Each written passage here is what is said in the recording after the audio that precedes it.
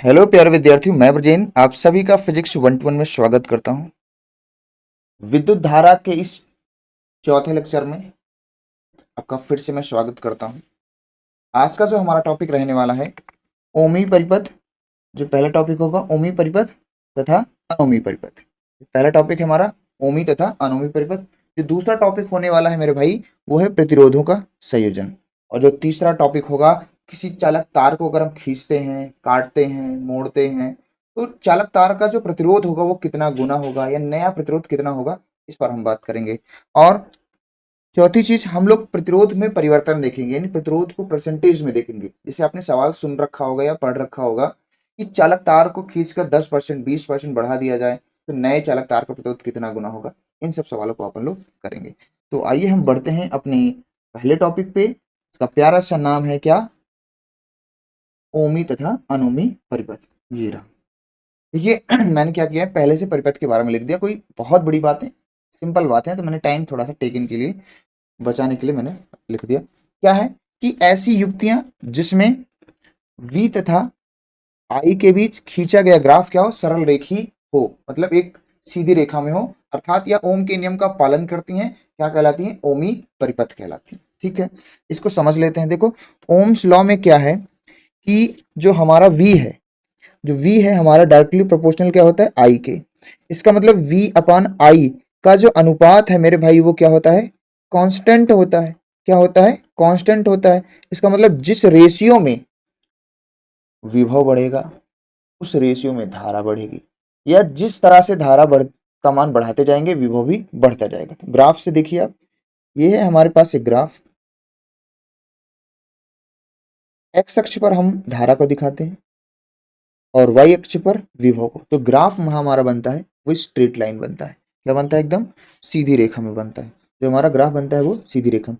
और ये जो वक्र है ना, धातु का तार होता है, क्योंकि ये धातु के तार के लिए सत्य है, धातु का तार है। ठीक है, तो यहाँ पर v बाई आई का जो अनुपात है, अगर हमारा नियत है, यहाँ पे देख लीजिए, अगर मैं हर एक बिंदु पर ध्यान दूं, यहाँ पे, यहाँ पर देखो, देखो जिस रेशियो में आई को बढ़ाया गया उस रेशियो में v बढ़ा। जिस रेशियो में v को बढ़ाया जा रहा है उस रेशियो में क्या हो रहा है? i भी बढ़ता जा रहा है। तो हम कह सकते हैं v बाई आई का जो अनुपात है नियत है। तो इस तरह से क्या है कि मेरे भाई आपका क्या है, ऐसे परिपथ को हम लोग क्या बोलते हैं? ओमी परिपथ है। जैसे एग्जाम्पल में आप देख लीजिए कि ओमी परिपथ के उदाहरण क्या है। पहला, धातु के तार। धातु के तार, जितने भी धातु के तार बनाए जाते हैं वो सभी आपके जो हैं ओमी परिपथ है। क्या है? ओमी परिपथ। ये एक बोल सकते हैं। और भी है, जैसे विद्युत उपकरण बोला जाए, विद्युत उपकरण,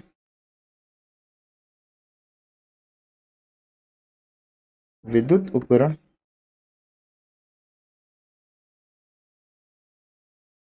में जैसे आपने, आप कह सकते हैं हीटर हो गया। हीटर जो है वो क्या है आपका? ओमी परिपथ है। विद्युत इस्त्री हो गई, विद्युत इस्त्री। इस्त्री बोले तो प्रेस मेरे भाई, अब वो इस्त्री मत समझिएगा, कलाकार आदमी तो हो आप लोग। ठीक है, विद्युत इस्त्री।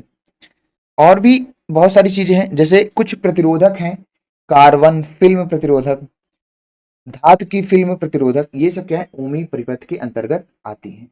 I hope you clear. इसमें सब इतना ही आपको बताना है। ठीक है, आइए हम देखते हैं अगला।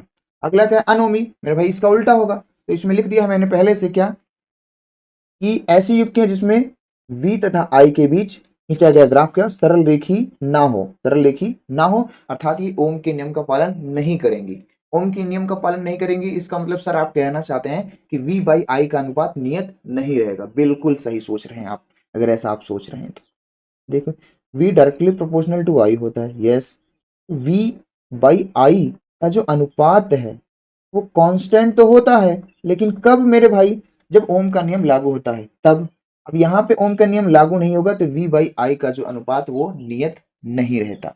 v बाई आई का अनुपात जो है नियत नहीं रहता। सर कुछ एग्जाम्पल बताइए कि अनोमी परिपथ क्या है, या अनोमी परिपथ के कुछ उदाहरण बताइए कि हम कैसे समझेंगे ये अनोमी परिपथ है। उदाहरण पूछा जाए तो जैसे उदाहरण के लिए आप लिख सकते हैं टार्च बल्ब। टार्च बल्ब,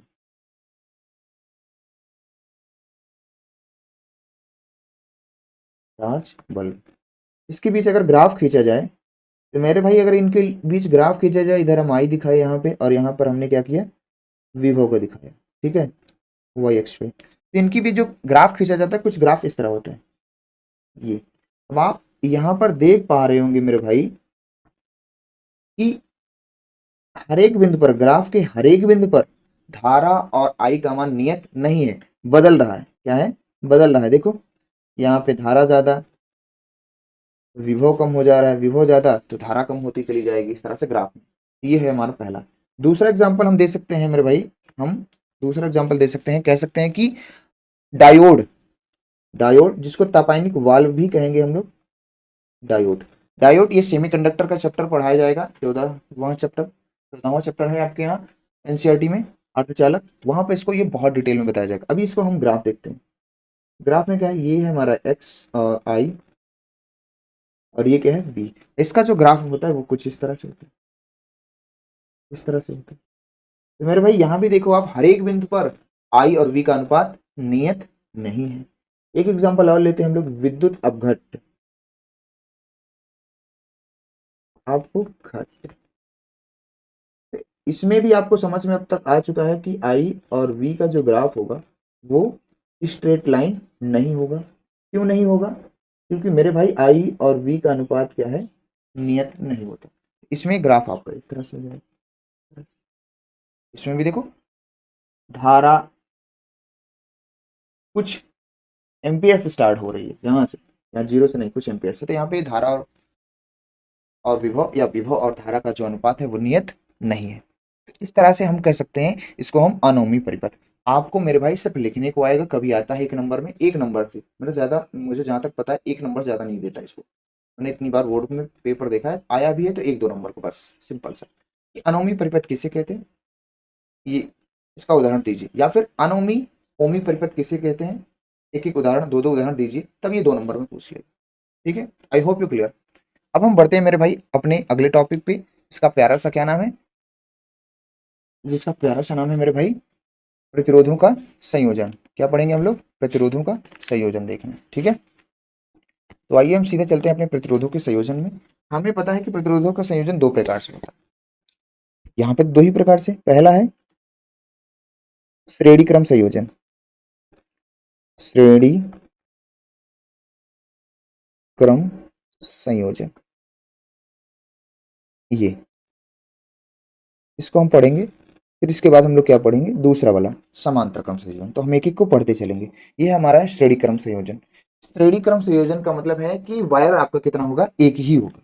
अब एक ही वायर में आप चाहें तो जितना चाहें उतना रेजिस्टेंस लगा सकते हैं मेरे भाई, लगा सकते हैं। देखो कैसे, यहाँ पे हम थोड़ा सा कलर चेंज करते हैं मेरे भाई। यहाँ पे हम अगर देखा जाए तो यहाँ पे एक रेजिस्टेंस लगा है, फिर यहाँ पे फिर एक रेजिस्टेंस लगा है। ऐसे मैं बहुत सारे रेजिस्टेंस लगा सकता हूँ। तो अभी मैं दो ही रेजिस्टेंस की बात कर रहा हूँ। इसको हमने क्या किया, एक बैटरी से कनेक्ट कर दिया। ठीक है, बैटरी ऐसे लगा दीजिए। इसका जो वोल्टेज है मैंने वी कहा। अब यहां से मेरे भाई तुम समझो, यहां से जब धारा प्रवाहित करेंगे तो धारा होगी आई, और एक ही तार है तो हर एक बिंदु पर धारा का मान समान होगा। इसका जो प्रतिरोध है वो R1 है, इसका जो प्रतिरोध है वो R2 है। इसी प्रकार से एक प्रतिरोध R3 भी आप जोड़ सकते हैं, कोई दिक्कत वाली बात नहीं है। ये आपका पॉजिटिव टर्मिनल होता है, ये आपका नेगेटिव टर्मिनल। पहले चालक के प्रतिरोध के सिरों का जो विभवांतर होगा वो मेरे भाई V1 होगा, दूसरे चालक के सिरों का जो विभवांतर होगा वो V2 होगा। देख मेरे भाई, जो हिंदी लिखने वाली चीजें जो मैं बता रहा हूँ वही आप लिख सकते हैं, कोई दिक्कत वाली बात नहीं है। कैसे लिखते हैं, आप ऐसे लिख सकते हैं कि माना कि श्रेणी क्रम में दो प्रतिरोध R1 व R2 जुड़े हैं, जिनके सिरों का विभवांतर V1 व V2 है। चालक में प्रवाहित धारा का मान क्या है, I नियत है। ठीक है, इतना आप लिखना चाहें तो लिख सकते हैं, कोई दिक्कत नहीं। सबसे पहले हम यहां से क्या निकालेंगे कि भाई कुल विभव क्या है। कुल, अगर पूछा जाए कुल विभवांतर, कुल विभवांतर, तो भाई हम कुल विभवांतर अगर कहना चाहें तो V बराबर क्या होगा, V1 प्लस V2। वे मैंने क्या किया, सर्किट से क्या किया, सॉरी सेल से क्या किया, V विभव दिया। अब प्रतिरोध जो R है, रेजिस्टेंस आर है, वहां का उसके सिरों का जो विभवांतर है V1 हो गया, और प्रतिरोध R2 के सिरों का विभवांतर V2 हो गया। ठीक है, तो हम क्या कह सकते हैं, अगर दोनों प्रतिरोधों का योग करेंगे, सॉरी, दोनों विभवांतरों का योग करेंगे, दोनों विभवांतरों का क्या करेंगे, योग करेंगे, तो क्या होगा, कुल विभवांतर V के बराबर होगा कि नहीं होगा। यस, समीकरण 1 बना दिया। अब हम क्या कर सकते हैं, यहाँ बाई ओम्स लॉ लगा देते हैं। By Ohm's law, Ohm's law बच्चा बच्चा जानता है क्या होता है, कि सर V बराबर क्या होता है, आई आर। अगर यहाँ हम V1 बराबर कहेंगे तो मेरे भाई क्या होगा, आई R1 हो जाएगा। V2 बराबर कहेंगे तो क्या होगा, आई R2 हो जाएगा, क्योंकि धारा का मान नियत है। अब इन तीनों मान को समीकरण 1 में रख दो। समीकरण 1 से रखने पर मेरे भाई क्या आएगा, आई आर इधर आ जाएगा, और इधर क्या हो जाएगा, आई R1 आई R2। आई कॉमन लेंगे, आई से आई कट जाएगा, तो R बराबर क्या होगा मेरे भाई, R1 प्लस R2। अगर एक R प्रतिरोध और जोड़े होते तो क्या आ जाता, R3 भी आ जाता, तो मैंने तो R3 लिख भी दिया भाई, R2। तो यही हमारा क्या है, श्रेणी क्रम संयोजन में हमारा क्या है, प्रतिरोध। ठीक है, अब एक बच्चे ने कहा सर अगर इसमें n प्रतिरोध जुड़े हुए हों तो श्रेणी क्रम में, तो मैं यहाँ पे साइड में तुम्हें बता दे रहा हूँ, देखिए आप साइड में देख लीजिए। ठीक है, यदि परिपथ में n प्रतिरोध हो, n प्रतिरोध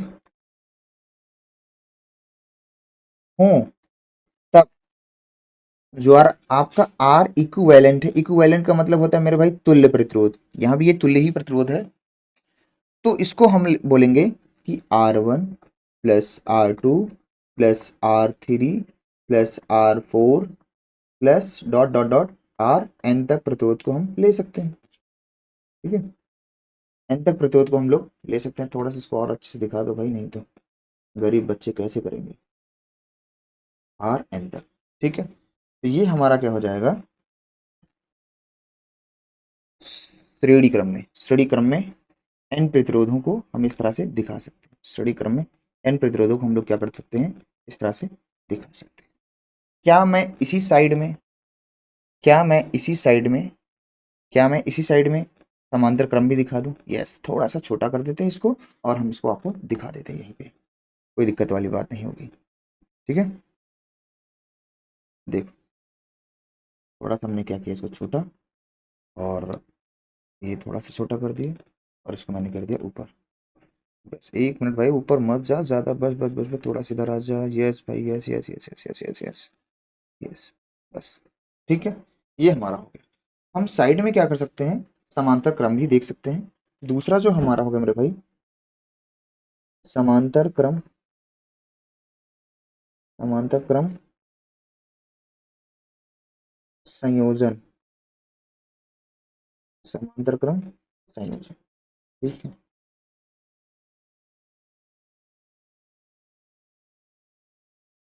मुझसे गलती बड़ी होती है, इसको मेरे को बड़ी सफाई चाहिए। देखो फिर से टाइम वेस्टेड होता है। अब यहाँ पे क्या करेंगे, हम परिपथ को क्या लेते हैं, परिपथ में हम प्रतिरोध को क्या लेंगे, समांतर क्रम। तो समांतर क्रम में हम कह सकते हैं, यहाँ पर देखिए हमारे पास एक प्रतिरोध है, दो ही प्रतिरोध लेते हैं फिर से अगेन, अब 3 4 प्रतिरोध ले सकते हैं। एक प्रतिरोध ये है, और जस्ट इसके नीचे एक प्रतिरोध जुड़ा है, ये दोनों एक दूसरे से कनेक्टेड है यहाँ पे, और यहाँ पे क्या कर दिया गया, एक बैटरी लगा दी गई। ठीक है, आप 3 प्रतिरोध भी ले सकते हो। इसका जो प्रतिरोध है वो R1 है, इसका जो प्रतिरोध है वो R2 है। अब भाई मेरे भाई ध्यान से देखना, जैसे ही मैं धारा प्रवाहित करूंगा वोल्टेज V से, तो भाई ये तो V धारा यहाँ पे जाएगी I, लेकिन आप ध्यान से देखें, धारा को जाने के दो रास्ते हैं, कुछ धारा R1 में जाएगी, कुछ धारा R2 में जाएगी। तो यहाँ की धारा मैंने R1 मान ली, और यहाँ की धारा मैंने क्या मान ली, R2 मान ली। ठीक है भाई, अब यहाँ पे देखो, इस बार धारा बदल गई है, विभवांतर आपका क्या होगा, जो विभवांतर है वो आपका v ही रहेगा। तो समांतर क्रम संयोजन में जो पोटेंशियल होता है वो नियत रहता है, धारा का मान बदल जाता है क्योंकि धारा मैंने I दी है और यहाँ पर क्या हो गया, अलग अलग तार मिल गए तो धारा क्या हो गई, बट गई। ठीक है, चलो। तो हम क्या यहाँ पे कह सकते हैं, हम यहाँ पे ये कह सकते हैं, थोड़ा सा इसको हम और छोटा करते हैं। ठीक है, हम यहाँ पे कह सकते हैं मेरे भाई, यहाँ से अलग कर देते हैं। ठीक है, हम यहाँ पे कह सकते हैं कि वही लिखने वाला अगर कहा जाए तो लिख सकते हैं कि माना दो प्रतिरोध R1 व R2 है जिसमें प्रवाहित धारा I1 व I2 है और परिपथ में विभव का मान क्या है, नियत है। तब यहां से अगर हम कुल धारा निकालें, क्या निकालें, कुल धारा, कुल धारा, तो भैया कितना होगा, I बराबर क्या होगी, I1 प्लस I2 की होगी क्योंकि I मैंने दिया, दो तार बट गया, फिर से जो है धारा क्या बन गई, ये I, और यहाँ से देखो धारा फिर आप वापस I ही आ जाएगी। ठीक है, तो ये हो जाएगा हमारा इक्वेशन नंबर 1। अब हमें पता है, वाई ओम सिला लगाएंगे क्योंकि हमें पता है कि विभव V बराबर क्या होता है, I बाई R होता है। अगर हम V1 बराबर कहेंगे, V1 नहीं कहेंगे, क्यों नहीं कहेंगे, क्योंकि विभव समान है, तो V बराबर कहेंगे तो I1 अपान क्या हो जाएगा, R1, और अगला V बराबर कहेंगे तो I, अर्थात मैं यहाँ से आपसे वो निकाल लेता मेरे भाई, तुम यहाँ से I निकाल, जो कि I का मान रखना पड़ेगा, है ना। तो थोड़ा सा हम क्या करते हैं, इसको स्किप करते हैं, हम I निकालते हैं, ज़्यादा बेटर पड़ेगा। ऐसे भी पक्षांतर करके रख सकते हो, कोई दिक्कत नहीं होगी। पर अगर हम I बराबर कहें, चूंकि हमें पता है I बराबर क्या होता है, V बाई आर, यस, तो I1 बराबर कितना होगा, V बाई R1, तो I2 बराबर कितना होगा, V बाई R2। मेरे भाई एक चीज याद रखना, श्रेणी क्रम संयोजन में धारा नियत रहती है आपकी, और समांतर क्रम संयोजन में आपको पोटेंशियल यानी विभव नियत रहता है। ये बात याद भी रखना है ना। चित्र में आप समझ भी पा रहे हैं, समझा भी दिया मैंने कि ऐसा नियत रहता है। ठीक है, अब जो है समीकरण 1 में रख दो इन सब का मान, समीकरण 1 से, वही समीकरण 1 में इन सब का मान अगर हम रखेंगे तो क्या होगा, देखो, तो V बाई आर हो जाएगा ये। ठीक है, यहाँ पर हो जाएगा V अपान R1 हो जाएगा, यहाँ पे हो जाएगा V अपान R2। यहाँ से V कॉमन करेंगे तो V से V कट जाएगा मेरे भाई, तो हमारा जो रिजल्ट आया R इक्विवेलेंट बराबर 1/R1 प्लस 1/R2, ये आ जाएगा। ये हमारा क्या है, रिजल्ट है एक हमारा, ये हमारा क्या है, एक रिजल्ट है कि समांतर क्रम में अगर प्रतिरोध जुड़ा है तो उसका कुल प्रतिरोध कितना होता है, 1/R, यानी इक्विवेलेंट इसको लिख सकते हो, तुल्य प्रतिरोध कहते हैं, है ना, 1/R1 प्लस 1/R2। इसको हम थोड़ा सा और अच्छे से समझते हैं इधर, थोड़ा सा, क्योंकि ये प्रोसेस आप याद रखेंगे बहुत सही रहेगा। इसका हम एलसीएम ले लेते हैं, तो 1 अपान जो R इक्विवेलेंट है इसका एलसीएम ले लेते हैं। ठीक है, बराबर एलसीएम क्या हो जाएगा हमारे पास, R1 इंटू R2, ऊपर क्या हो जाएगा, R2 प्लस R1 कहें, अगर इसको क्रॉस मल्टीप्लाई कर देंगे तो R इक्विवेलेंट जो हमारा हो जाएगा वो हो जाएगा R1 इंटू R2 बटे R1 प्लस R2। अब जो जब दो प्रतिरोध रहेगा तो हम ये स्पेशल केस यूज करेंगे, थोड़ा सा जल्दी हो जाता है। ठीक है, अब एक विद्यार्थी कहे कि सर समांतर क्रम संयोजन में n प्रतिरोध जुड़े हैं, कितने, n प्रतिरोध जुड़े हैं, तब बताइए कि तुल्य प्रतिरोध कितना है। तो आइए हम अगले पॉइंट पे देख लेते हैं। यदि परिपथ में, यदि परिपथ में n प्रतिरोध, n प्रतिरोध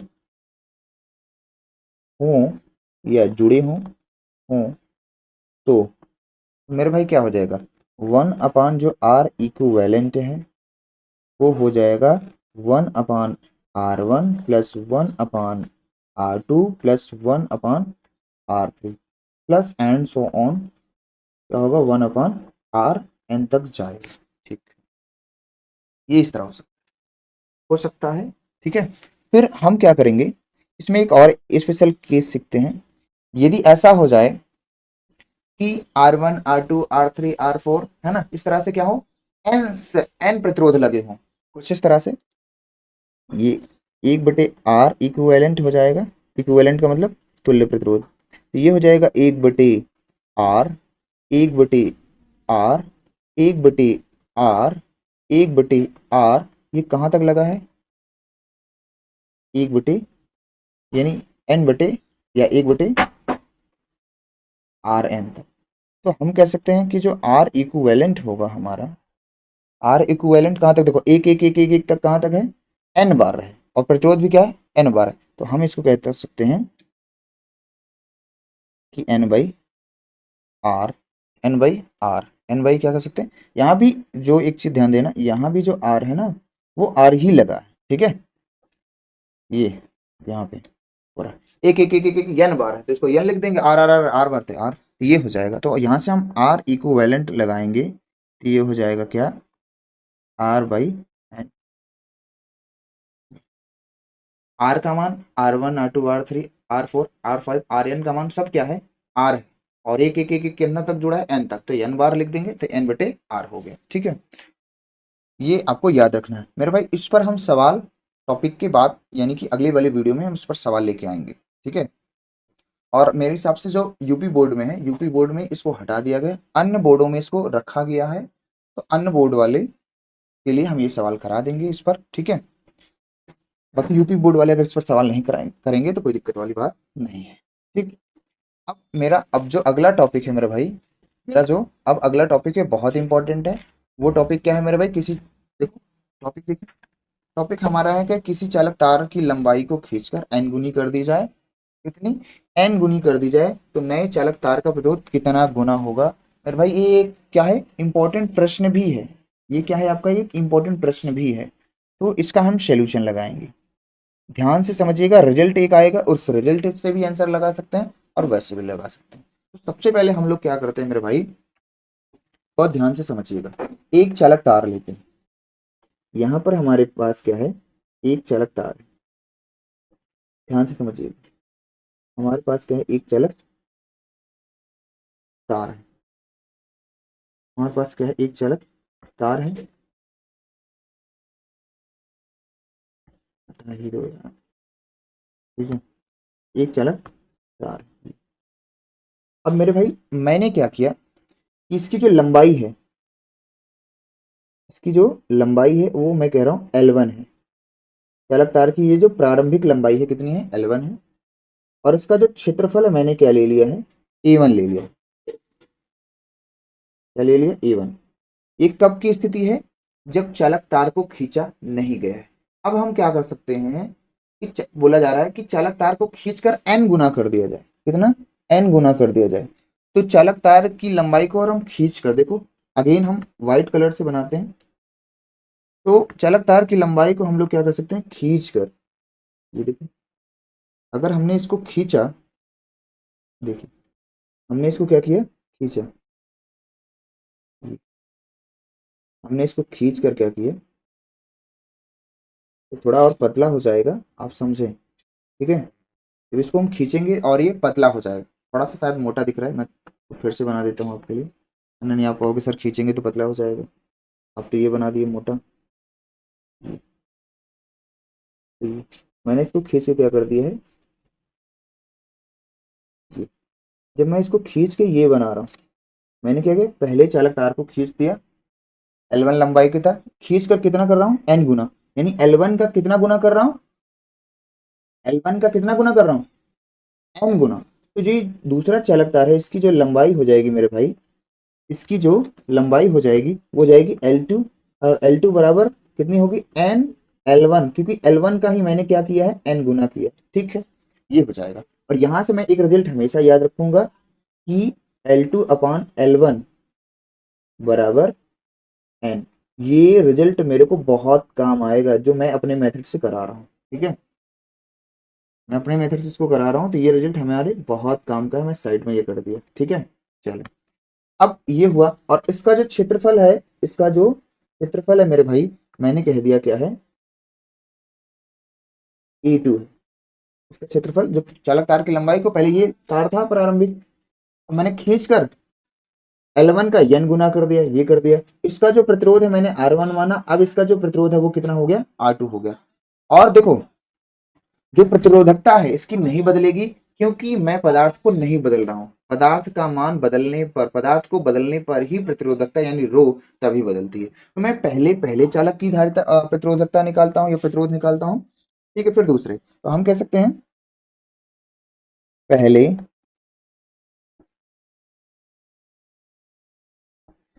चालक का प्रतिरोध, भाई ये फार्मूला हम लोग पीछे पढ़ के आए हैं। पहले चालक का प्रतिरोध R बराबर रो L बटे ए होता है, R बराबर रो बटे एल। लेकिन यहाँ पहले चालक का जो प्रतिरोध है मैंने R1 माना है मेरे भाई, और लंबाई को मैंने क्या है L1 माना है, और क्षेत्रफल मैंने क्या माना है A1, ठीक है, कोई दिक्कत नहीं।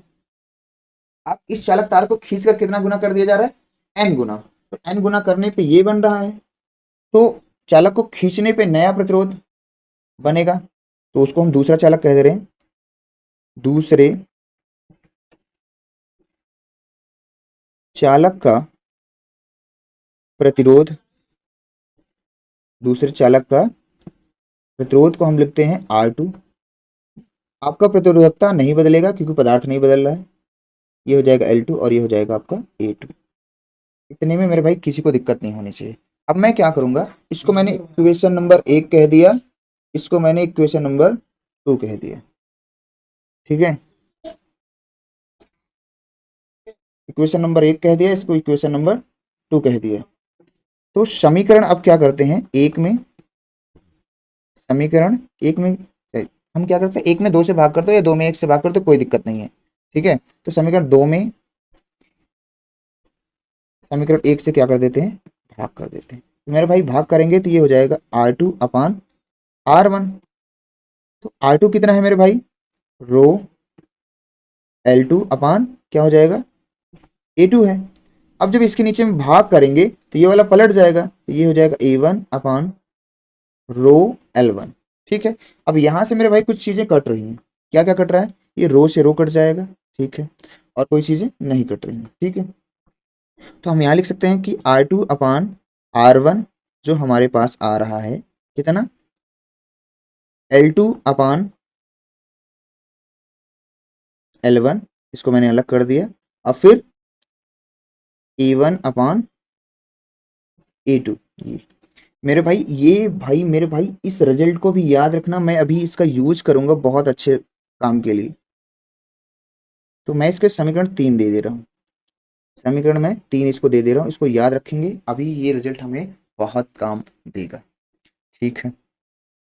अब आप ध्यान से देखें कि क्या किया जा रहा है। अब इसका आयतन देखो, जो चालक तार है उसका आयतन नहीं चेंज होगा, जबकि खींचने पर उसका जो क्षेत्रफल है ए बटे एन हो जाएगा, पर अभी मैंने उसका क्षेत्रफल खींचने पर भी A2 लिया है, तो इसका जो आयतन है, चालक तार का आयतन नहीं बदलेगा। चालक तार का आयतन, चालक तार का आयतन भाई क्या होगा, आयतन हम कैसे निकालते हैं किसी का, क्षेत्रफल में उसके लंबाई से गुणा कर दिया जाए। भाई लंबाई बदल जा रही चालक तार की खींचने पे, क्षेत्रफल भी बदलेगा पर उसका आयतन में कोई परिवर्तन नहीं हुआ, तो आयतन दोनों चालकों का क्या होता है मेरे भाई, नियत होता है। तो यहाँ पे पहले चालक का जो आयतन होगा वो A1 L1 होगा, दूसरे चालक तार का जो आयतन होगा वो क्या होगा, A2 L2 होगा। अब भाई दोनों चालक तार का आयतन बराबर है, तो हम लोग जो है बराबर कर दिए। तो हम यहां से लिख सकते हैं कि A2 को इसके नीचे लाएंगे तो A1 अपान A2 बराबर क्या हो जाएगा, L2 अपान L1। ये भी हमारा क्या है, एक रिजल्ट है, इसको भी हम आगे यूज में लेंगे, तो ये चीजें आप याद रखेंगे। हम साइड में देखते हैं, अब इसको यहीं पर देख लेते हैं, इस निगमन को यहीं पे खत्म कर लेते हैं, ठीक है। ये अब देखो, ऐसा 3 नंबर में सवाल जब आएगी तब इस तरह से प्रोसेस करना है, प्रोसेस, ठीक है। अब क्या करते हैं, इस A1 अपान A2 का मान समीकरण 3 में रख देते हैं, समीकरण 3 में मान रख देते हैं, समीकरण 3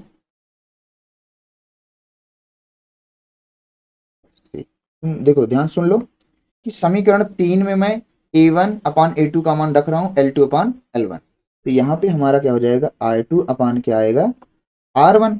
क्लियर।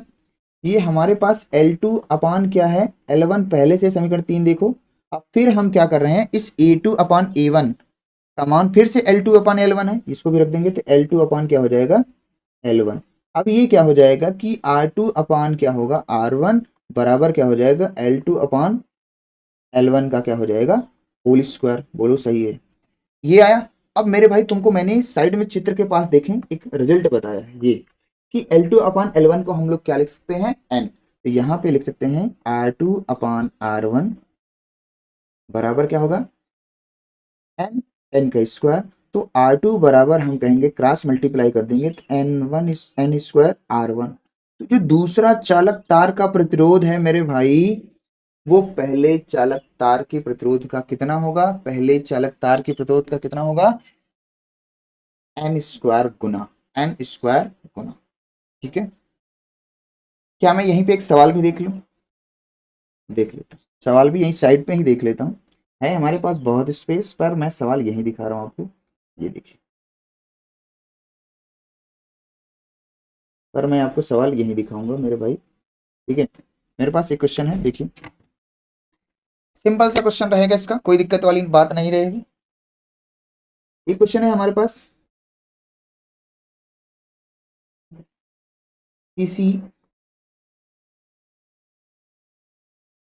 चालक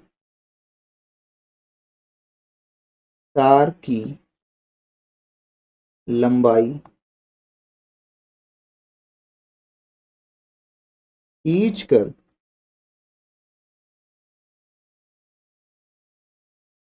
4 गुनी 4 गुनी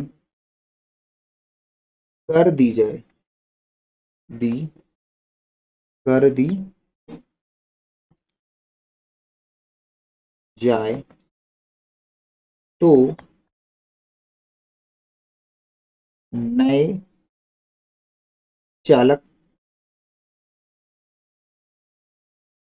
तार का प्रतिरोध, नए चालक तार का प्रतिरोध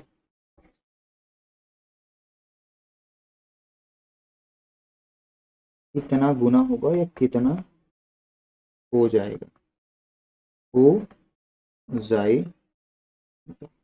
ठीक है। ये आपको प्रश्न है। किसी चालक तार की लंबाई को खींचकर कितना कर दिया मैंने, 4 गुना। तो नए चालक तार का प्रतिरोध कितना हो जाएगा। तो भाई आंसर हम लगा सकते हैं। आंसर है हमारे पास भाई एन बराबर कितना है, 4। क्योंकि कितना गुना करा जा रहा है, 4 गुना। जो भी गुना गुनी होगा वही एन का मान है। ठीक है। तो हमें पता है नए चालक तार का प्रतिरोध R2 बराबर क्या होगा, एन स्क्वायर R1। तो यहाँ पे क्या हो जाएगा, R2 जो होगा वो हमारा, इस एन का मान कितना है, 4 का स्क्वायर बराबर R1 बराबर कितना हो जाएगा, 16 R1। तो नए चालक तार का जो प्रतिरोध है होगा, वो पहले चालक तार के प्रतिरोध का कितना हो जाएगा, 16 गुना हो जाएगा। सवाल में ऐसे भी दे सकता है कि पहले चालक तार का प्रतिरोध है 4, ठीक है, और इसको खींचकर 4 गुना कर दिया जा रहा है, तो नए चालक तार का प्रतिरोध कितना होगा। भाई आएगा यही, R1 का मैं 4 रख दूंगा, 16 64 64 ओम आ जाए। ठीक है। तो ऐसे भी आप कर सकते हैं। ये हमारा आंसर।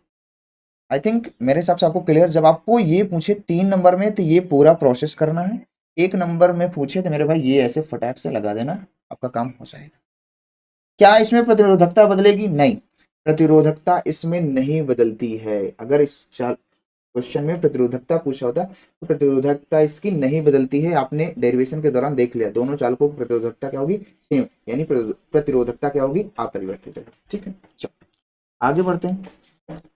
आगे अब हम बढ़ते हैं इसमें, देखिए इसमें हम आगे बढ़ते हैं और चीज आपको सिखाते हैं। तो मैंने जैसे इसमें हेडिंग में लिखा था ना, काटने पर, तोड़ने पर, मोड़ने पर। अब क्या किया जाए, कुछ नए नए प्रोसेस हैं, देख लीजिएगा। कुछ पॉइंट्स हैं ये, कि एक हमारे पास चालक तार है, सुनिएगा। इसको बोलते हैं, लिख देते हैं, चालक तार को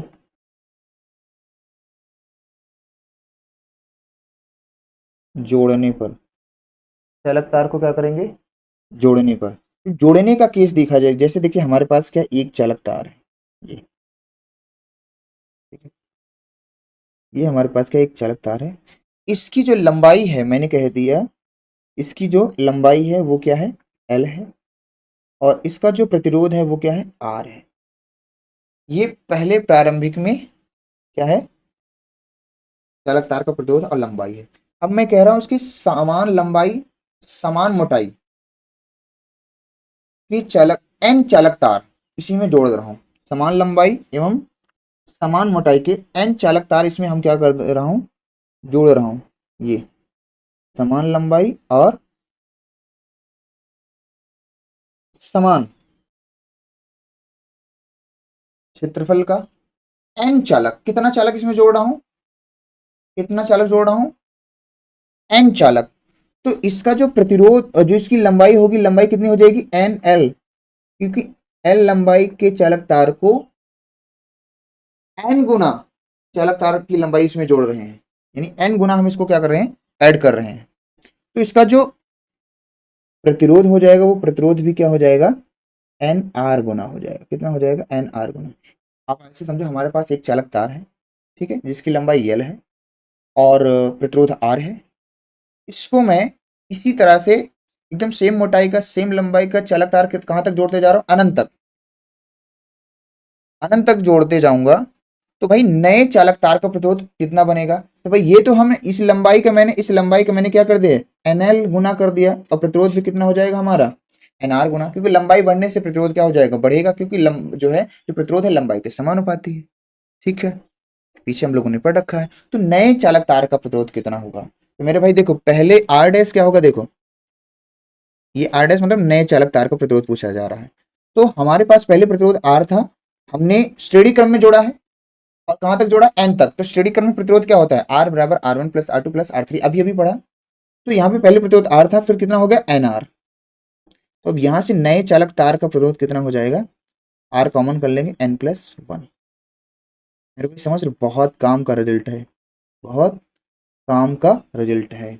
अब जैसे एल लंबाई का कोई चालक तार है, उसका प्रतिरोध आर है, अब उसमें आप क्या करें, चार लंबाई का चालक तार जोड़ दें, है ना, तो उसका प्रतिरोध भी क्या हो जाएगा, चार। तो यहाँ पे एन का मान कितना हो जाएगा, चार हो जाएगा, रख दो आंसर आ जाएगा। ठीक है, ये तो हो गया हमारा चालक तार के जोड़ने पर। दूसरी स्थिति हमारी एक और बनती है, क्या, कटिंग का केस।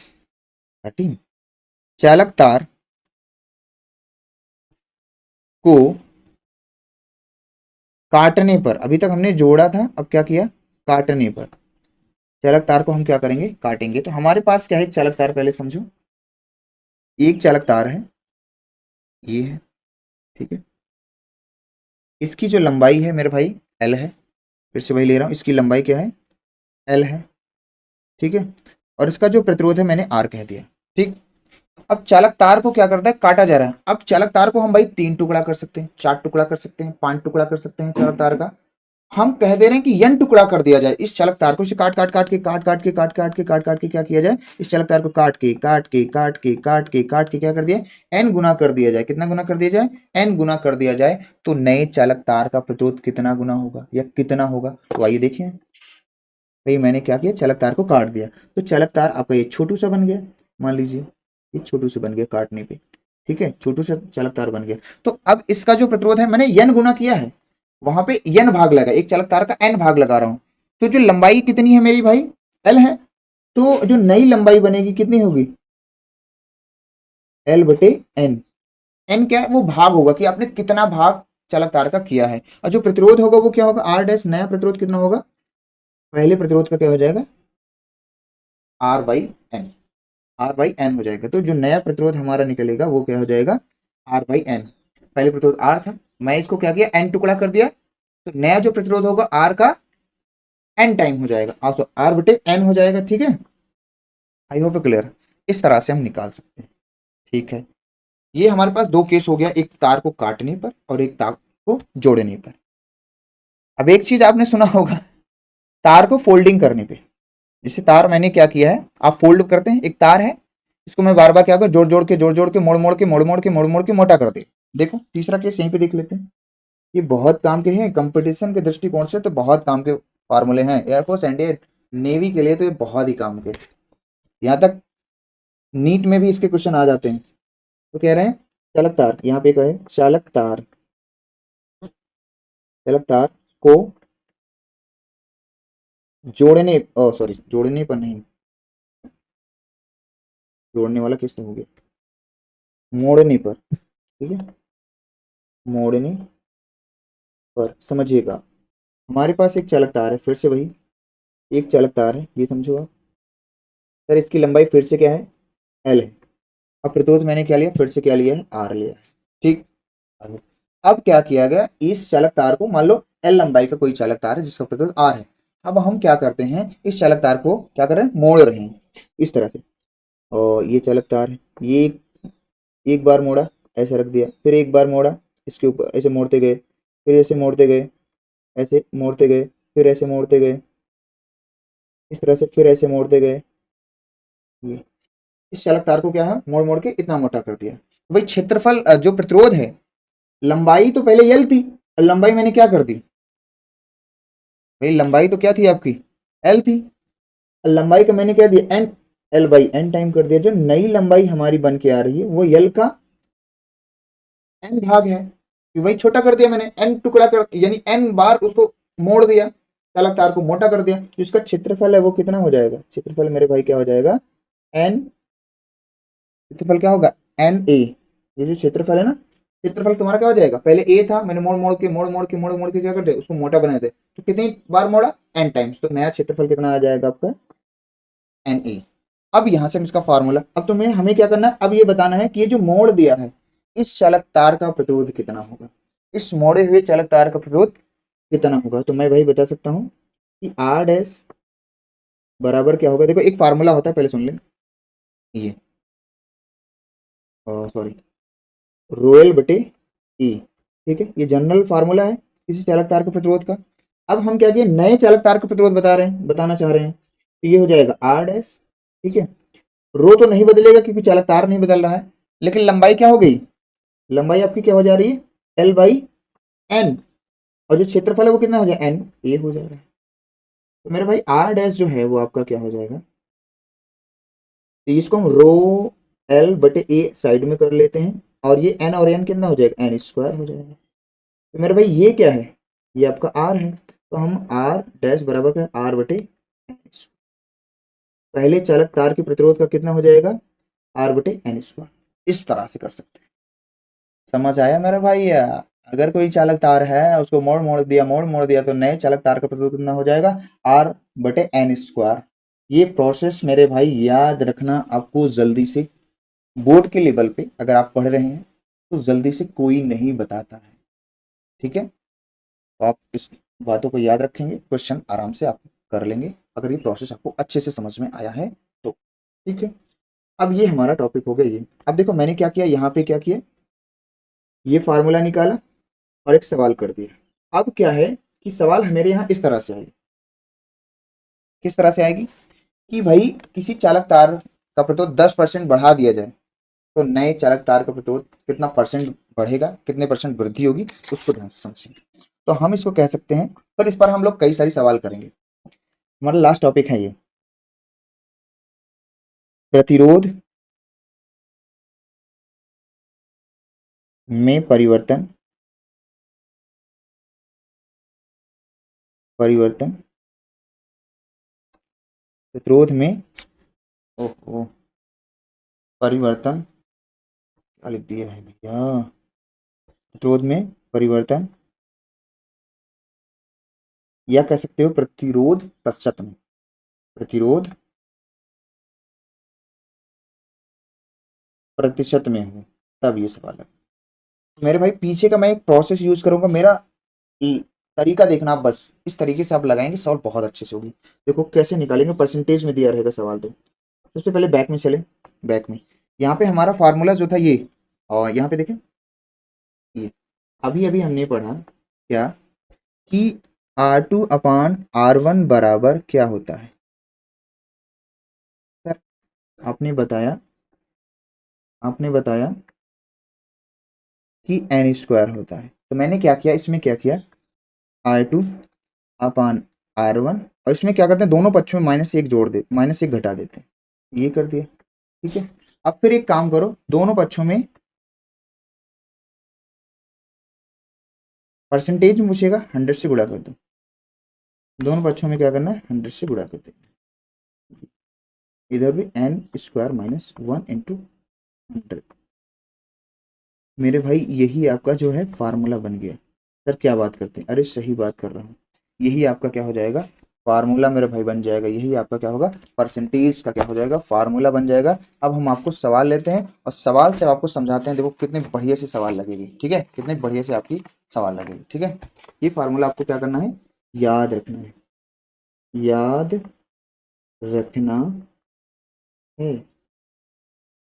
बोर्ड के लेवल्स में इसमें हर बार एक दो सवाल आती ही आती है, एक सवाल तो आना ही आना है, 7 पेपर में 5 पेपरों में तो ये सवाल इसकी आई रहती है, परसेंटेज वाली। आपको सिर्फ क्या करना है मेरे भाई, मैंने जुगाड़ लगाया, ये जुगाड़ ट्रिक है कह सकते हो, कि R1/R2 बराबर एन स्क्वायर होता है, दोनों पक्षों -1 कर दिया, फिर 100 से मल्टीप्लाई कर दिया, ये जो हमारा आ गया परसेंटेज का फार्मूला हो गया। अब तुम ध्यान से देखना, तुम्हें सिर्फ कोई क्वेश्चन देता है, तुम क्वेश्चन में सिर्फ एन ढूंढोगे, बस यहाँ पे रखोगे आंसर आ जाएगा, ये आपका सूत्र ही है। क्या सवाल लिया जाए, देखो इसको छोटा करते हैं, एक सवाल इसके साइड में ही ले लेते हैं पहले, ठीक है, एक सवाल इसके हम क्या करते हैं, साइड में लेते हैं, सॉरी, क्या बात है रे, सुबह सुबह इसकी भी अच्छी अच्छी बात है, ठीक है। देखो हम साइड में आपको एक सवाल लेके दिखाते हैं, साइड में क्या, हम नीचे ही सवाल लेते हैं, सवाल समझे, हमारे पास एक सवाल है, क्वेश्चन ले, क्वेश्चन बहुत बढ़िया से लग जाएगा मेरे भाई, तुम्हें सिर्फ क्या है, एन ढूंढना पड़ेगा, वो एन कैसे निकलेगा हम आपको बताते हैं। पहला प्रश्न है आपकी स्क्रीन पर, कि किसी चालक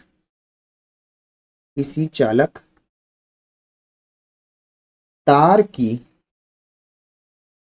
लंबाई खींचकर खींचकर 10% बढ़ा दी जाए, 10% बढ़ा दी 10% बढ़ा दी जाए, तो नए चालक 10% बढ़ा दी जाए तो नए चालक तार का प्रतिरोध कितना प्रतिशत बढ़ जाएगा, नए चालक तार का प्रतिरोध कितना प्रतिशत बढ़ जाएगा। देख मेरे भाई, सवाल सवाल को मैं थोड़ा और छोटी कर दूं क्या, देखो सवाल को मैं थोड़ा सा एडजस्ट करता हूँ, थोड़ा सा देखना, क्योंकि मुझे लगता है कि थोड़ा सा सवाल इस साइड में लिख लूँ मैं, इसको यहाँ पे थोड़ा सा एडजस्ट कर दिया, और ये बातों को हमने यहाँ से उठा के, और इसको हम यहाँ से उठा के यहाँ पे कर दे रहे हैं, ठीक है, ये सही रहेगा, ठीक ठीक है। ओ माय गॉड, ये क्या करते हैं, थोड़ा सा मैं और एडजस्ट कर देता हूँ, ताकि मैं यहाँ पे पूरा इसका सोल्यूशन दे पाऊँ आपको, ठीक है। मैं बस ये कर रहा हूँ कि आपको सोल्यूशन यहाँ पे इसका मैं दे पाऊँ, ठीक। ये इसका मैं सोल्यूशन यहाँ पे दे पाऊँ, ठीक है। अब यहाँ पे क्या है, मैं साइड में इसका सोल्यूशन दे रहा हूँ, ठीक है, यहाँ पे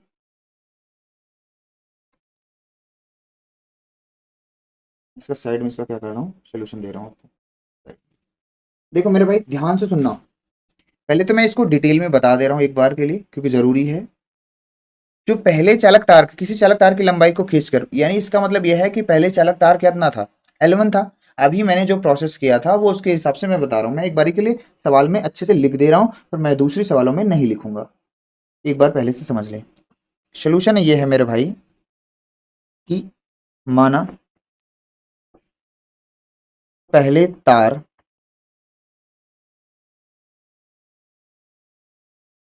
की लंबाई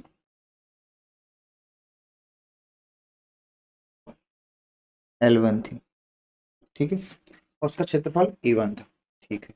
अब क्या किया जा रहा है, इसी लंबाई को खींच कर कितना कर दिया जा रहा है, L1 का कितना परसेंट किया जा रहा है, 10%।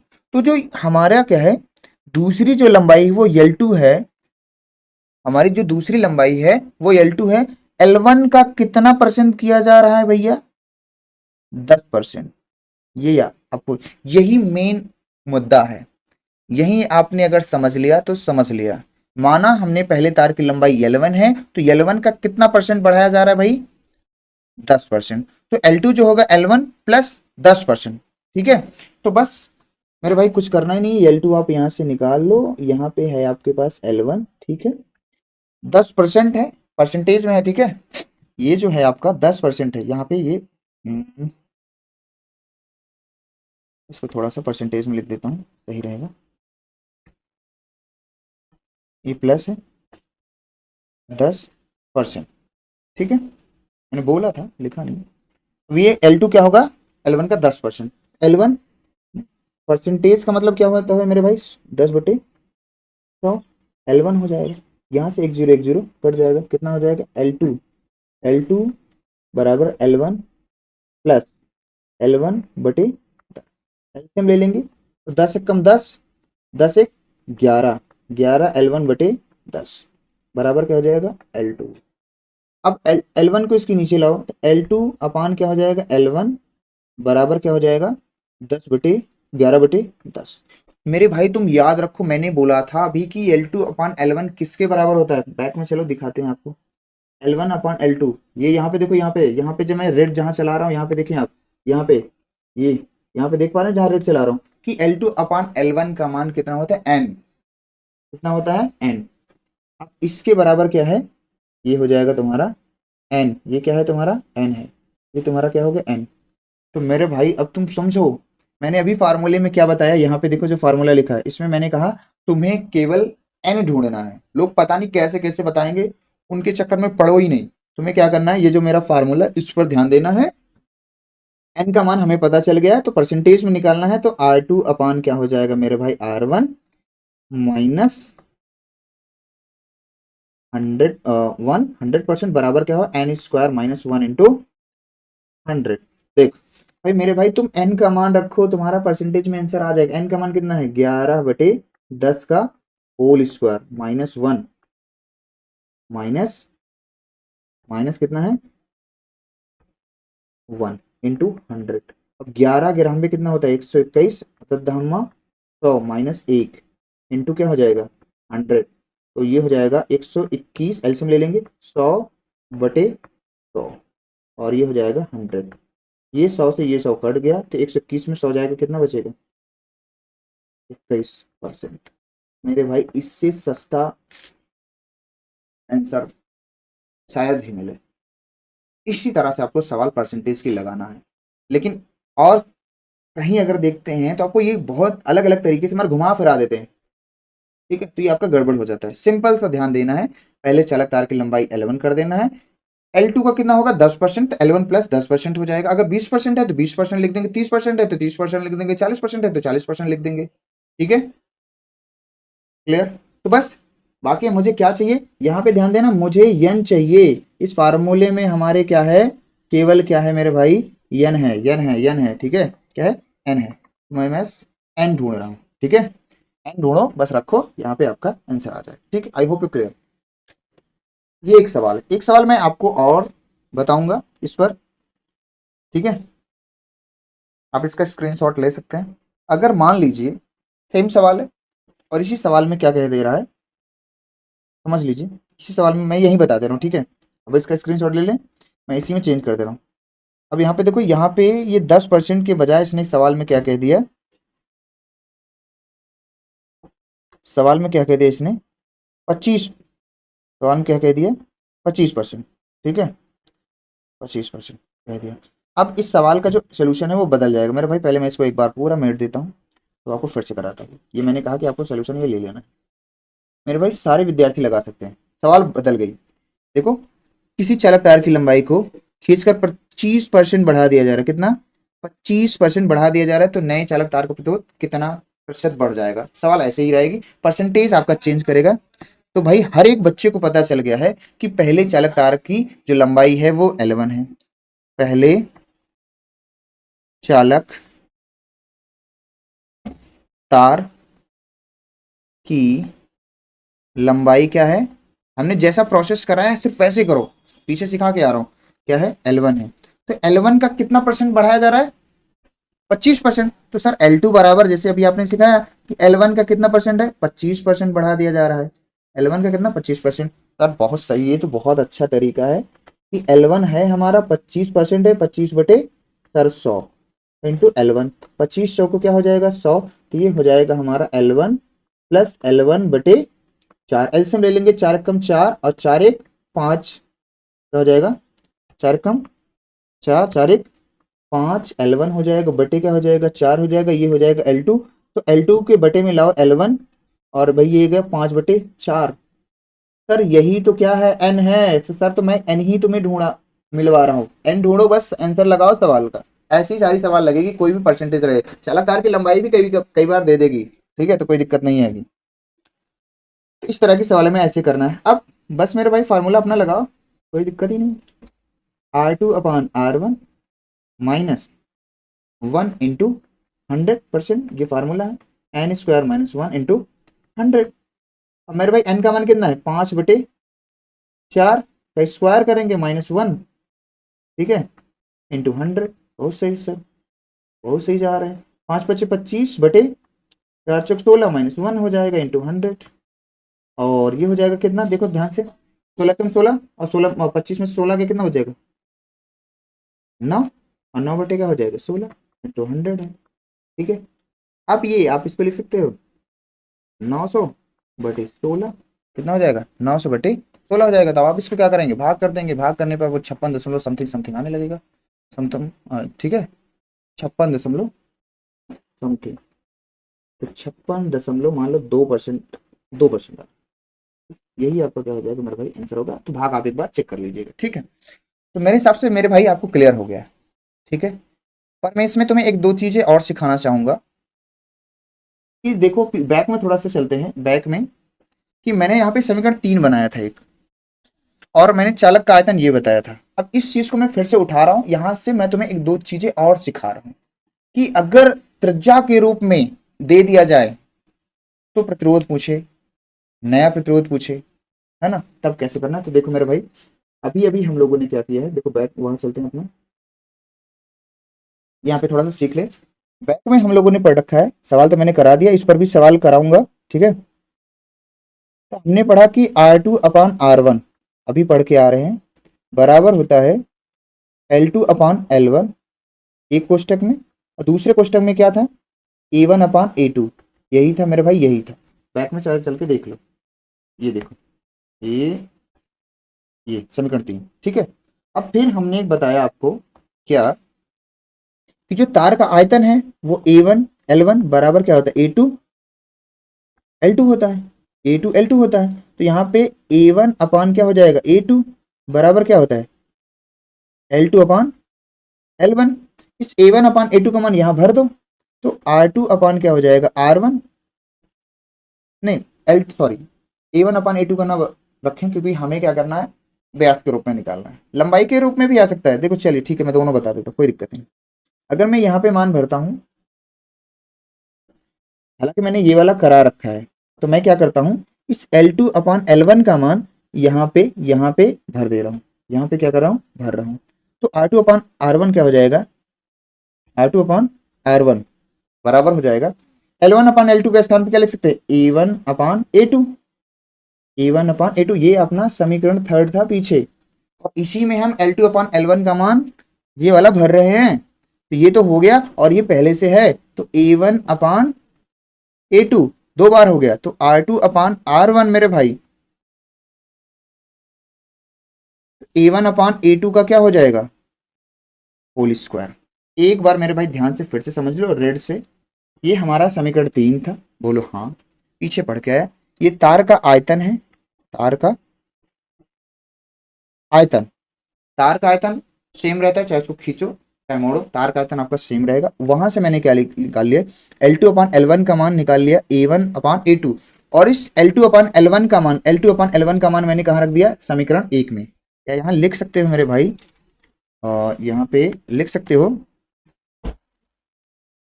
यहाँ पे समीकरण 3 से, ठीक है, कोई दिक्कत नहीं। तो मैंने यहां से क्या किया, L2/L1 का मान यहाँ पे रख दिया समीकरण 3 में, तो ये हो जाएगा इसका होल स्क्वायर। ये हो गया, ये क्षेत्रफल के रूप में फार्मूला है, काम याद रखना है, याद रखना है, रखना है, याद रखना है। जब क्षेत्रफल आपका क्या होगा, नए चालक तार का प्रतिरोध का क्षेत्रफल पूछेगा, ये याद रखना है मेरे भाई। अब त्रिज्या के रूप में दिया हो, कैसे, त्रिज्या के रूप में, कैसे भैया, त्रिज्या के रूप में आपसे क्वेश्चन पूछ सकता है, किसी चालक तार की जो है लंबाई या प्रतिरोध 16 गुना में है, इसको पिघलाकर पहले तार की लंबाई आधी गुनी कर दी जाए, लंबाई का भी पूछ सकता है, त्रिज्या के रूप में पूछ सकता है, त्रिज्या को 2 गुना 3 गुना कर दिया जाए, त्रिज्या के रूप में प्रतिरोध, एक दो क्वेश्चन हमें यहाँ पे अभी लेंगे भी, ठीक है। अब यहाँ पे देखो, तो हमें पता है कि R2/R1 हमारा है, अब ये क्षेत्रफल है, चालक तार का क्षेत्रफल, और जो चालक तार का जो क्षेत्रफल का ऊपर की सिरा कैसा होता है, गोल, तो गोल होता है, तो उसका क्षेत्रफल क्या होगा, πr², तो 1 है तो πr1², दूसरे का πr2², यही तो होगा, और पूरे का क्या है, होल स्क्वायर। तो यहां से मेरे भाई एक रिजल्ट मिला, देख तुमने, ये क्या, पाई से पाई कट जाएगा, R1/R2 का होल स्क्वायर होगा, और होल पहले से भी स्क्वायर है तो कितना हो जाएगा, पावर 4। मेरे भाई बहुत काम का है, कब, जब किसी चालक तार की लंबाई को खींचकर आधी कर दी जाए, नहीं, किसी चालक तार की लंबाई की, किसी चालक तार की त्रिज्या 2 गुनी आधी कर दी जाए, तो नए चालक तार का प्रतिरोध कितना गुना होगा, तो ये फार्मूला लगाना है। अब आपको क्या लगाना है, ये वाला फार्मूला, ठीक है। अगर किसी चालक तार की लंबाई को खींचा जाए, तो यहां से हम ये वाला फार्मूला लगाते हैं कि R2/R1 बराबर L2/L1। ये तो हम पीछे करके आए हैं, इसलिए इसको अगेन नहीं बता रहा हूं मैं, ये वाला प्रोसेस जो मैं लिख रहा हूं उस टाइम, ठीक है। ये जब लंबाई को खींचकर, देखो ध्यान सुना, किसी चालक तार की लंबाई को खींचकर 2 गुना 3 गुना आधा कर दिया जा रहा है, तो आप यहां से ये फार्मूला निकालें, नए चालक तार का प्रतिरोध, इसमें R2 नया चालक तार का प्रतिरोध है, R1 पहले चालक तार का प्रतिरोध है, त्रिज्या के रूप में रहेगा तो इस तरह बताना है भैया, बहुत सही। और क्षेत्रफल के रूप में रहेगा तो ये वाला बताना है, देख पा रहे हैं आप, जहां पेन चल रही, त्रिज्या के रूप में, क्षेत्रफल के रूप में, त्रिज्या के रूप में, लंबाई के रूप में, नए चालक तार का प्रतिरोध पूछेगा, तो आपको ऐसे लगाना है। सर कोई बच्चा कह रहा है व्यास के रूप में भी पूछ सकता है, सही कह रहा है बच्चा, बच्चा सही कह रहा है, बच्चा सही कह रहा है। तो आर बराबर क्या होता है, व्यास/2, 2 से 2 कट जाएगा, तो व्यास के रूप में अगर देखा जाएगा तो यही तो आएगा मेरे भाई। अगर तुमसे व्यास के रूप में फार्मूला पूछा जाएगा, तो फार्मूला तो तुम्हारा यही आएगा। हम यहाँ पे जो त्रिज्या के रूप में निकाले हैं, हम व्यास के रूप में निकाल लेंगे, ठीक है। एक क्वेश्चन करते हैं, आइए इसी पे साइड में एक क्वेश्चन करते हैं, तब और मेरे भाई क्लियर होगा। क्वेश्चन देखो, ओहो, एक क्वेश्चन कर लेते हैं। इस सारा प्रोसेस याद रखना, अगले में इसमें भी हम क्वेश्चन करा दे रहे हैं, मैं अगली वीडियो में भी और क्वेश्चन बढ़िया बढ़िया कराऊंगा, हालांकि मैं यहीं पे सब क्लियर कर दे रहा हूँ क्वेश्चन करा के। देखिए, क्वेश्चन है हमारे पास, ले लेते हैं एक सिंपल सा कोई सा क्वेश्चन, बस हमें प्रोसेस समझना है। किसी तार का प्रतिरोध 16 ओम है, मान लीजिए तार का, किसी तार का प्रतिरोध 16 ओम है, ठीक है। चलिए, इसे पिघलाकर, बोला जा रहा है इसे पिघलाकर, पिघला कर, इसे पिघलाकर पहले चालक, पहले से चालक तार से आधी लंबाई का कर दिया जाए, पहले चालक तार से आधी, आधी लंबाई का कर, लंबाई का 1 मिनट यार, बड़ी समस्या, का पहले चालक तार की आधी लंबाई का कर दिया जाए, ऐसा, तो नए तार का प्रतिरोध ज्ञात कीजिए। अब मेरे भाई तुम खुद देखो कौन सा फार्मूला लगाना है, इसका आंसर हम यहाँ लगाएंगे। अब तुम खुद ही देखो मेरे भाई कौन सा फार्मूला लगेगा, देखो कौन सा लगेगा, अब आप ही बताओ। बॉक्स नंबर 1 लगेगा कि बॉक्स नंबर 2 लगेगा कि बॉक्स नंबर 3? बॉक्स नंबर हमारा 1 ये लिया जा रहा है, बॉक्स नंबर 2 ये लिया गया है, बॉक्स नंबर 3 ये लिया गया। अब आप ही बताओ कौन सा फार्मूला लगाएगा आप। कह रहा है कि लंबाई को आधा गुना, 3 गुना, 2 गुना कर दिया जा रहा है तो फार्मूला नंबर 3 लगेगा। अगर त्रिज्या से संबंधित होता तो सेकंड करते, क्षेत्रफल से संबंधित होता तो 1 करते। क्या बात सही है? चलिए, तो मेरे भाई क्या है, पहला जो चालक तार का प्रतिरोध है, देखो R1 जो है वो कितना दिया है, 16 ओम दिया है, कोई दिक्कत वाली बात नहीं है, नहीं है, नहीं है। ठीक है, L1 हम मान लेते हैं L है, तो L2 कितना कह रहा है, L/2। क्या यही तो कह रहा है? देखो ना, किसी चालक किसी तार का, अरे बाप रे, किसी तार का, यहाँ तार का भी थी, और सॉरी यहाँ पे थोड़ा सा बना देना मेरे भैया, इससे जल्दी में बहुत ही उठा था। किसी, यहाँ पे तार का है, मैं लिख दिया हूँ क्वेश्चन पूरा, ठीक है। किसी तार का प्रतिरोध 16 ओम है, इसे पिघलाकर पहले चालक तार से आधी लंबाई का कर दिया जा रहा है। तो मतलब पहले लंबाई मैंने यल मानी थी, अब लंबाई क्या कर दिया, आधा, L/2 कर दिया गया।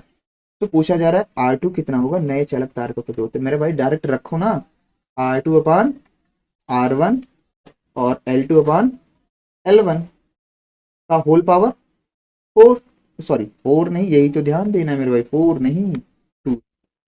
तुम आगे देखो, L2 कितना है, L2 कितना है, L/2। L2 कितना है मेरे भाई, L/2। और L1 कितना है, L है। क्या ये बात सही है का होल स्क्वायर? बात सही है? बोलो सही है, सही है, सही है, सही है। तो हमारा रेजिस्टेंस गड़बड़ हो रहा है क्या? एक मिनट, थोड़ा सा फार्मूला हम बैक में चलते हैं, कुछ गड़बड़ हो रहा है फार्मूला में क्या? कुछ गड़बड़ हो रहा है क्या? नहीं, कुछ गड़बड़ तो नहीं हो रहा है, ठीक है, सही। तो यहां से हमारा क्या होगा,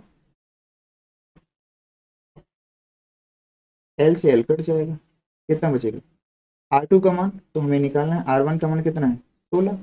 ठीक है, ये कितना बचेगा, 1/2 का होल स्क्वायर। तो ये हो जाएगा कितना, 1/, हम यहाँ इधर कर दे रहे हैं साइड में, तो यहाँ पे साइड में देख लीजिए आप, यहाँ पे, ठीक है, साइड में देख लीजिए, देखें। तो R2 हमारा बटे R1 16 है, तो 1/, क्या हो जाएगा, 4, 4 चौक कितना हो जाएगा, 16। क्रॉस मल्टीप्लाई कर देंगे, R2 बराबर कितना हो जाएगा, 4 ओम। मेरे भाई इसमें क्या दिक्कत है बताओ, कोई दिक्कत है ही नहीं। जब लंबाई का पूछा है, आधा गुना, 3 गुना, 30 कर, कितनी भी लंबाई आधी कर दी जा रही, 3 गुनी कर दी जाए, कितनी भी कर दी जाए पहली लंबाई का, थर्ड नंबर लगाए, त्रिज्या के लिए ये लगाए। I hope you clear. मेरे भाई इसमें किसी भी प्रकार से सवाल आएगी, अब आप लगा लेंगे, ठीक है। तो आज के लिए मेरे विद्यार्थियों इतना ही, हम मिलेंगे आपको अगले वीडियो में दूसरे टॉपिक के साथ, सेल के साथ। हम अगले टॉपिक में पढ़ेंगे, सेल के बारे में बहुत अच्छे से पढ़ेंगे। I hope you clear. तो आज के लिए बस इतना ही, बाय बाय, टेक केयर।